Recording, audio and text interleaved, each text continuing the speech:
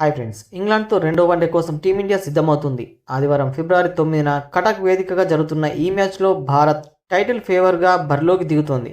ఇక ఈ మ్యాచ్కు స్టార్ బ్యాటర్ విరాట్ కోహ్లీ ఆడడం దాదాపు ఖాయమైంది. కోహ్లీ టీమిండియాతో కలిసి కటక్ చేరుకున్నాడు కూడా.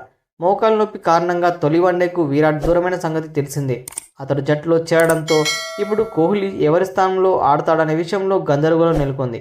అయితే కోహ్లీ స్థానంలో శ్రేయస్ అయ్యర్ వచ్చి అద్భుతమైన హాఫ్ సెంచరీతో ఆకట్టుకున్నాడు. 36 బంతుల్లోనే 59 పరుగులు చేసి మ్యాచ్ స్వరూపాన్ని మార్చేశాడు. మరోవైపు తొలి వన్డేలో జైస్వాల్ ఆకట్టుకోలేకపోయాడు. గిల్, రోహిత్, రాహుల్ స్థానాలకు ఎటువంటి డోకా లేదు. దీంతో కోహ్లీ జట్టులోకి వస్తే అయ్యర్ లేదా జైస్వాల్లో ఒకరిపై వేటు తప్పదు. ఇక అయ్యర్ హాఫ్ సెంచరీతో రాణించాడు కాబట్టి జైస్వాల్ బెంచ్కు పరిమితం కావచ్చని అందరూ అనుకుంటున్నారు.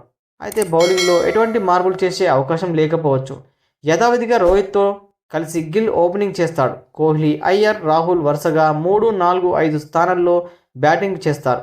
ఆల్రౌండర్గా హార్దిక్ పాండ్యా, జడేజా, అక్షర్ పటేల్ కొనసాగుతారు. ఇక ఏకైక స్పిన్నర్గా కుల్దీప్ యాదవ్కు తుది జట్టులో స్థానం guarantee. Harshit Rana, Mohammed Shami fast bowling బాధ్యతలను మోయనున్నారు. మరోవైపు ఇంగ్లాండ్ ఫాస్ట్ జట్టులోకి మార్క్ వుడ్ వచ్చే అవకాశం ఉంది. 3 వన్డేల సిరీస్లో ప్రస్తుతం భారత్ 1-0 ఆధిక్యంలో ఉంది.